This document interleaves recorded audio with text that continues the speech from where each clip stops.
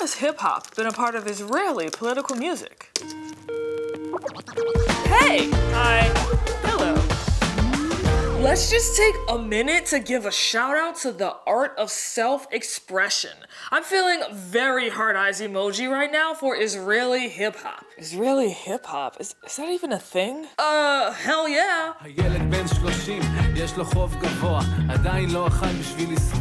While native Hebrew hip-hop gained popularity only during the 1990s, stemming from global influences, traces of it can be found as early as the mid-1980s. Currently, Israeli hip-hop represents an impressively increasing market share of national record sales. Not only is it a thing, but because of the diversity within Israel, when Israeli MCs grab the mic, shit gets real. Whether it's the social justice music of HaDag Nachash, the nationalism of Subliminal, or the voice of protest from Israeli Arab Tamer Nafar, Israeli hip-hop artists tell it like it is. Hip-hop is some of the most political music in Israel. In comparison with other countries, a disproportionately large portion of Israeli rap's lyrical content is political, socio-political, or socially conscious in nature. I got beers, I got vodka, I got Sprite in the fridge. Oh yeah, definitely reminds me of MLK.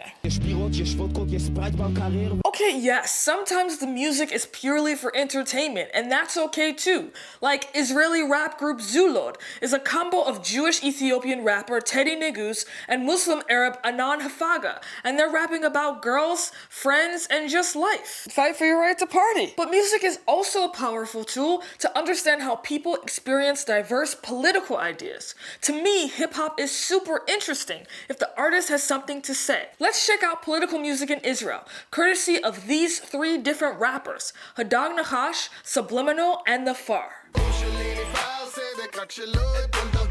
HaDag Nachash, formed in 1996, was one of the first rap groups to hit the mainstream in Israel. Their first studio album, HaMechona Shel HaGroove, released in 2000, was considered a benchmark for Israeli recordings. Their sound consists of a mixture of funk, jazz, world music, and Western pop. These guys have shown us constantly that the music is the message, and they're probably the most famous Israeli hip-hop group of all time. The widely popular 2004 anthem Sticker Song was actually penned by left-leaning Israeli writer David Grossman, and its unique collage of opposing political slogans juxtaposed against apolitical slogans provides scathing satire and creates a bitter irony.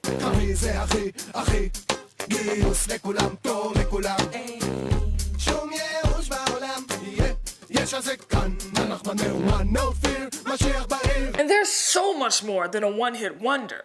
HaDag Nachash blends funk and hip-hop like few others. Kind of like if James Brown and Lil Kim had an Israeli baby. HaDag Nachash's political views align with the left-leaning peacenik camp that challenges right-wing political views in Israel.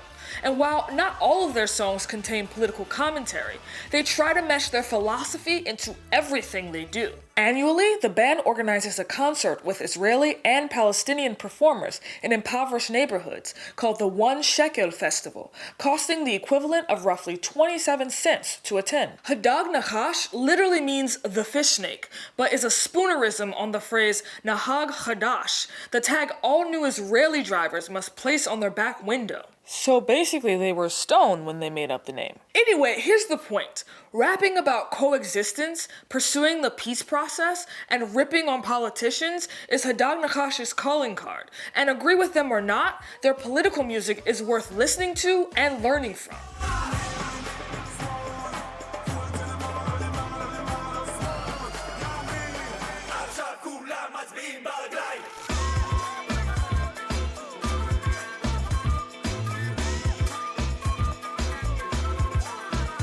Having grown up on hip-hop, let's reflect on what inspires us today. Kanye, Kendrick Lamar, right on. Artists who dive deeply into self-discovery, social commentary, and political passion all rolled into one.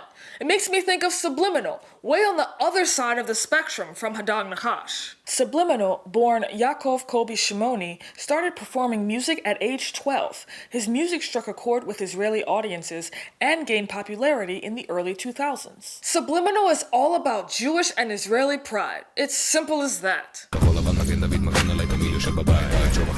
The early 2000s marked the beginning of the Second Intifada, where suicide bombings targeted Jews in the streets of Israel.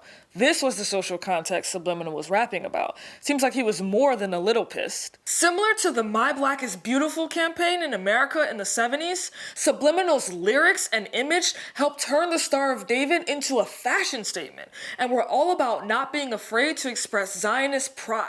I thought that the Hebrew Hammer did that. Subliminal used the term Zionist hip-hop to form an entirely different genre of political music in Israel, with a much more right-leaning political bent. A lyrical deconstruction of the popular song Biladi, Arabic for my land, reveals a strong assertion of the indigenousness of Jews to the land of Israel, and a lamentation of the constant criticism Israel seems to receive.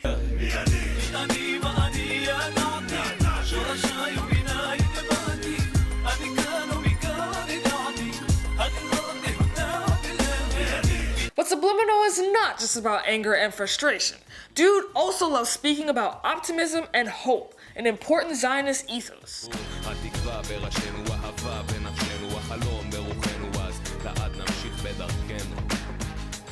Personified by his 2018 hit Let the Music Talk, which contains lyrics championing acceptance, tolerance, unity, and the power of music to transform conflict.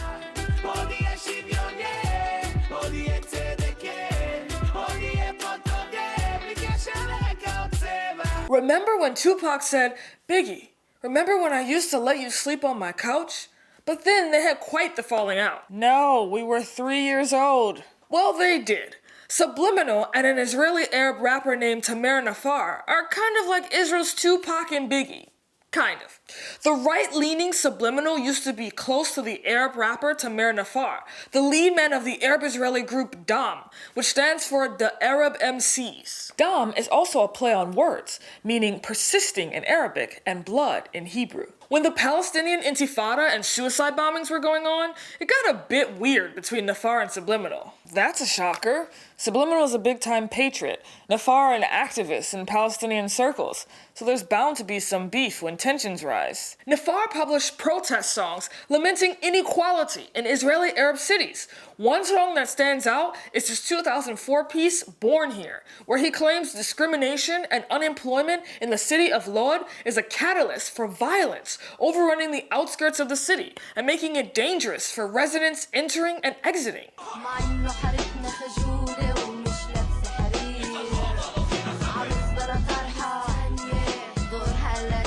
When he raps about the challenges of being an Arab citizen in Israel and someone who identifies as Palestinian, he can be a tad harsh. No.